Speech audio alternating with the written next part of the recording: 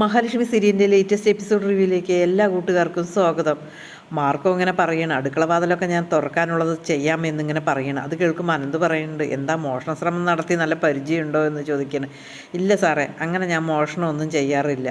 ആരെയെങ്കിലും രക്ഷിക്കാനോ എന്തിനെങ്കിലും വേണ്ടിയിട്ടൊക്കെ പൂട്ട് തുറക്കാറുണ്ട് എന്നിങ്ങനെ പറയണം. ആത്മാവ്, മഹാലക്ഷ്മിയുടെ ആത്മാവ് ഇറങ്ങി നടക്കുന്നുണ്ട്, എല്ലാവരും അറിയട്ടെ.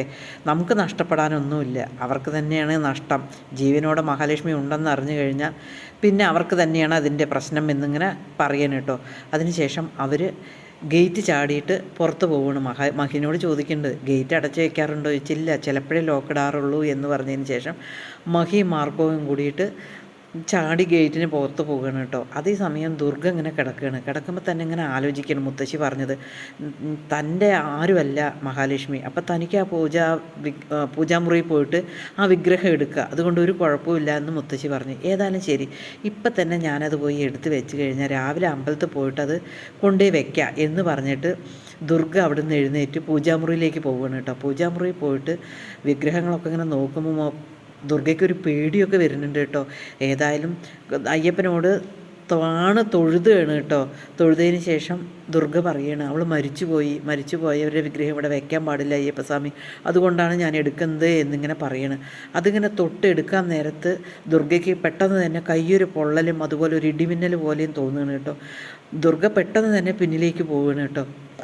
പിന്നീടും പറയും, ഇതിവിടെ വെക്കാൻ പാടില്ല, അതുകൊണ്ടാണ് ഞാൻ എടുക്കുന്നത്, എന്നോട് ക്ഷമിക്കണം എന്നെല്ലാം പറഞ്ഞിട്ട് വീണ്ടും എടുക്കാൻ പോകുമ്പോൾ അതേപോലെ തന്നെ അനുഭവം ഉണ്ടാകും കേട്ടോ. അപ്പോൾ ദുർഗയ്ക്ക് ആകെ പേടിയാകണം കേട്ടോ. ദുർഗ അങ്ങനെ എന്നാൽ വേണ്ട പറഞ്ഞിട്ട് വാതിലടച്ചിട്ട് ദുർഗയ്ക്ക് ഒത്തിരി പേടി വരികയാണ് കേട്ടോ. എന്നിട്ട് ദുർഗ വാതിൽ പൂജാമുറി അടച്ചതിന് ശേഷം പുറത്തേക്ക് വരികയാണ്. പുറത്തേക്ക് വരുമ്പോൾ തന്നെ ഫ്രണ്ട് ഡോറ് സൗണ്ട് കേൾക്കണം കേട്ടോ. പൂട്ട് ലോക്ക് ഇങ്ങനെ ആരോ തട്ടണ പോലെ തോന്നുന്നു. ആരാ ലോക്ക് തട്ടണത് എന്ന് ചോദിച്ചിട്ട് ദുർഗ അങ്ങനെ വാതിൽ തുറക്കാൻ പോവുകയാണ്. പെട്ടെന്ന് തന്നെ നായ്ക്കൾ ഓരിയുന്ന സൗണ്ട് കേൾക്കണം. അത് കേട്ടപ്പോൾ ദുർഗയ്ക്ക് ഒരു പേടി വരികയാണ് കേട്ടോ. ദുർഗ വേണ്ട, അവരെ ആരെങ്കിലും വിളിക്കുക എന്ന് പറഞ്ഞിട്ട് തിരിച്ച് സ്റ്റെപ്പ് കയറുകയാണ്. സ്റ്റെപ്പ് കയറുമ്പോൾ വാഷ് ബേസിൻ്റെ അവിടുത്തെ ഗ്ലാസ് കൂടെ ദുർഗ അങ്ങനെ വെറുതെ നോക്കുമ്പോൾ മഹാലക്ഷ്മി നിൽക്കുന്നത് പോലെ തോന്നുകയാണ് കേട്ടോ. പിന്നീട് ദുർഗ തിരിഞ്ഞിങ്ങനെ നോക്കുമ്പോൾ മഹാലക്ഷ്മി അങ്ങനെ ചിരിക്കുകയാണ് കേട്ടോ. മോനെ, ഉണ്ണിമോനെ എന്ന് പറഞ്ഞുകൊണ്ട് മഹാലക്ഷ്മിയുടെ ചിരി കണ്ടതും ദുർഗ അങ്ങനെ താഴെ വീഴുകയാണ് കേട്ടോ. അതേസമയം ഉണ്ണിയും കരുണയും കൂടി കിടന്നുറങ്ങുന്ന സമയത്ത് അമ്മയുടെ നിലവിളി കേൾക്കുകയാണ്. ഇത് അമ്മയുടെ നിലവിളിയാണല്ലോ എന്ന് പറഞ്ഞിട്ട് അവർ താഴെ വരുമ്പോൾ ദുർഗ അവിടെ വീണ് കിടക്കുകയായിരിക്കുന്നുണ്ടോ. ദുർഗ വീണ് കിടക്കുമ്പോൾ ഇവർ വെള്ളമൊക്കെ തെളിച്ചിട്ട് ഇങ്ങനെ വിളിക്കുകയാണ്, എന്താ പറ്റി അമ്മ എന്നിങ്ങനെ ചോദിക്കുന്ന സമയത്ത് തന്നെ പെട്ടെന്ന് വെള്ളമൊക്കെ തെളിച്ചതിന് ശേഷം ദുർഗ പെട്ടെന്ന് തന്നെ കണ്ണു തുറന്നിട്ട് എല്ലാവരുടെയും നോക്കുകയാണ്. മോളെ, മഹാലക്ഷ്മി എന്നിങ്ങനെ വിളിക്കുകയാണ് കേട്ടോ. എന്താ അമ്മയെ പറ്റിയത്? എടാ, അവളിവിടെ ഉണ്ടായിരുന്നു, എൻ്റെ തൊട്ട് താഴെ ഉണ്ടായിരുന്നു, തൊട്ട് പിന്നിൽ നിന്നിട്ട് അവൾ ചിരിച്ചു എന്ന് പറയണം.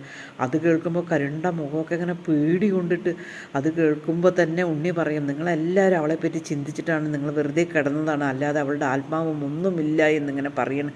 അല്ല മോനെ, എന്തായാലും ഉണ്ട്, ഇന്ന് നമ്മൾ ഒരുപാട് സന്തോഷിച്ചില്ലേ, അവളത് കണ്ടിരിക്കും എന്നിങ്ങനെ പറയണം. അതേസമയം കരുണ പറയുന്നുണ്ട്, അവൾ ഒരുപാട് ദൈവവിശ്വാസിയാണ്, അതുകൊണ്ടായിരിക്കാം എന്നിങ്ങനെ പറയണം. എനിക്ക് എന്തായാലും പേടിയാവണം മോനെ, എനിക്കിനി ഒറ്റയ്ക്ക് കിടക്കാൻ വയ്യ എന്നിങ്ങനെ പറയണം. അതേപോലെ തന്നെ കരുണയും പറയണം കേട്ടോ, എനിക്ക് ഭയങ്കര പേടിയാവുന്നു എന്നിങ്ങനെ പറയണം.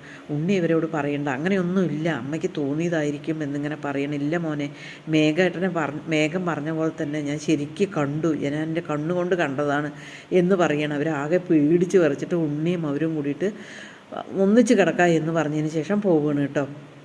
അതേസമയം മാർക്കോയും മഹാലക്ഷ്മിയും കൂടി പുറത്തേക്ക് വരികയാണ് കേട്ടോ. അതിനുശേഷം മഹാലക്ഷ്മി പറയുന്നുണ്ട്, ആകെ മൊത്തം അവർ പേടിച്ചു, ഇനി അവർക്ക് എന്തെങ്കിലും സംഭവിച്ചിട്ടുണ്ടാവുമോ എന്തോ, എനിക്കാകെ പേടിയാവുള്ളൂ എന്ന് പറയും. അത് കേൾക്കും മാർക്കോയും അനന്തവും പറയും, എന്തിനാ പേടിക്കേണ്ട ആവശ്യം, അവർ ചെയ്തത് എന്താണെന്നുള്ളത് മഹിക്കറിയില്ലേ, അതുകൊണ്ട് മഹി ഒരിക്കലും പേടിക്കേണ്ട ആവശ്യമില്ല എന്നിങ്ങനെ പറയണം. അതിനുശേഷം അവർ ഒരുപാട് പൊട്ടിച്ചിരിക്കുകയാണ് കേട്ടോ ദുർഗയുടെ കാര്യങ്ങളൊക്കെ ആലോചിച്ചിട്ട്. പിന്നീട് അവർ ഏതായാലും ശരി, കണ്ണൻ കാത്തിരിക്കുന്നുണ്ടാവും, നമുക്ക് പോകാം എന്നിങ്ങനെ പറയണം. അതേസമയം കണ്ണൻ എല്ലാ വിഷ്വൽസും കണ്ടുകൊണ്ടിരിക്കുകയാണ് കേട്ടോ. പിന്നീട് അവർ റൂമിലെത്തുമ്പോൾ തന്നെ പണിക്കാരൻ പറയണം, സൂപ്പറായിട്ടുണ്ട്, ഞങ്ങളത് കാണുകയാണ് എന്നിങ്ങനെ പറയണം. അതിനുശേഷം റൂമിൽ വന്നിട്ട് കണ്ണനോട് കാര്യങ്ങളൊക്കെ പറയണം, എല്ലാം ഞാൻ കണ്ടു, ഇതുപോലൊരു സ്ത്രീയെ ഞാൻ കണ്ടിട്ടുണ്ടാവില്ല, ഞാൻ അമ്മയെന്ന് വിളിച്ചതല്ലേ, അവരെങ്ങനെ എൻ്റെ ഭാര്യ മരിച്ചത് ആഘോഷിക്കും, അവർക്ക് ഇത് കൊടുത്താൽ പോരാ, ഇതിൻ്റെ അപ്പുറവും കൊടുക്കണം എന്നിങ്ങനെ പറയണം കേട്ടോ. അതേസമയം അനന്ത് പറയുന്നുണ്ട്, മഹാലക്ഷ്മി ഇപ്പോൾ ഒരുപാട് അഭിനയിക്കാൻ പഠിച്ചു എന്നിങ്ങനെ പറയണം. അഭിനയം ശരിയല്ല എന്ന് തോന്നുമ്പോൾ ഞങ്ങളത് പഠിപ്പിച്ച് കൊടുക്കേണ്ട, അതുകൊണ്ടാണ് അഭിനയം ശരിയാകുന്നത് എന്നിങ്ങനെ പറയണം കേട്ടോ. അതിനുശേഷം യാത്ര പറഞ്ഞ് പോവുകയാണ്. മാർക്കോ പറയുന്നുണ്ട്, മാർക്കോയോട് കണ്ണൻ പറയുന്നുണ്ട്, നീ സൂക്ഷിച്ച് വേണം പോകാൻ, നിനക്ക് ശത്രുക്കളുണ്ട് എന്ന് പറയും. എനിക്ക് അവർ മാത്രമല്ല, ഒരുപാട് ശത്രുക്കളുണ്ട്. എന്നെ അവസാനം നിങ്ങൾ രണ്ടുപേരും തിരിച്ച് അവിടെ പോയി കഴിയുമ്പോൾ അവർ വീണ്ടും നിങ്ങൾക്കൊരു പ്രശ്നം ഉണ്ടാക്കും.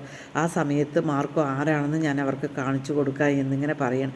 സാറേ, എന്നെ കാത്തിരിക്കാൻ ആരുമില്ല, അതിനെക്കുറിച്ച് സാറ് ആലോചിച്ച് വിഷമിക്കേണ്ട എന്ന് പറഞ്ഞതിന് ശേഷം അവർ യാത്ര പറഞ്ഞു പോവുകയാണ് കേട്ടോ. പിന്നീട് കണ്ണനും മഹി ഇങ്ങനെ പറയുകയാണ്, എന്തായാലും ഇങ്ങനെയുണ്ടോ ആൾക്കാർ, എന്തായാലും ഇങ്ങനെ നമ്മൾ മരിക്കും, എന്തായാലും മരിക്കും, അതിന് ഇവരിങ്ങനെയൊക്കെ ചെയ്യാൻ പാടുണ്ടോ എന്നിങ്ങനെ ചോദിക്കുകയാണ്. അതേ കേൾക്കുമ്പോൾ കണ്ണൻ പറയണ, മഹി, എല്ലാവരും ഇങ്ങനെയൊക്കെ തന്നെയാണ്, എല്ലാവരും ശത്രുക്കളെ ഓരോരുത്തരെയായി നീ കണ്ടുപിടിച്ച് അവരെ എല്ലാം വേണ്ട പോലെ നീ ചെയ്യണം, അതിന് നീ ഒരിക്കലും കോംപ്രമൈസ് ചെയ്യരുത് എന്നിങ്ങനെ പറയണം. പിന്നീട് മഹി വാതിലടച്ചിട്ട് ആകെ കണ്ണനോട് ചേർന്നിരിക്കുകയാണ് കേട്ടോ. പിന്നീട് കാണിക്കുന്നത് പെട്ടെന്ന് തന്നെ നമ്മുടെ മുത്തശ്ശിക്ക് ഡോറിൽ ആരോ അടിക്കണ പോലെ തോന്നുകയാണ് കേട്ടോ. പെട്ടെന്ന് മുത്തശ്ശി ഞെട്ടി എണിച്ചിട്ട് ഇനി അവൾ മറ്റേതായിരിക്കുമോ എന്നിങ്ങനെ മുത്തശ്ശി ചിന്തിക്കുകയാണ്. എല്ലാവരും പറയുന്നുണ്ടല്ലോ എന്നിങ്ങനെ പറയും. വീണ്ടും വീണ്ടും പിന്നെ വാതിൽ തട്ടി വിളിക്കുകയാണ് കേട്ടോ. അതേസമയം മുത്തശ്ശി ആരാ എന്നിങ്ങനെ വിളിച്ച് ചോദിക്കുകയാണ്. നമ്മുടെ മഹാലക്ഷ്മി മുത്തശ്ശിയെ പിടിക്കാൻ വേണ്ടി അവിടെ എത്തി.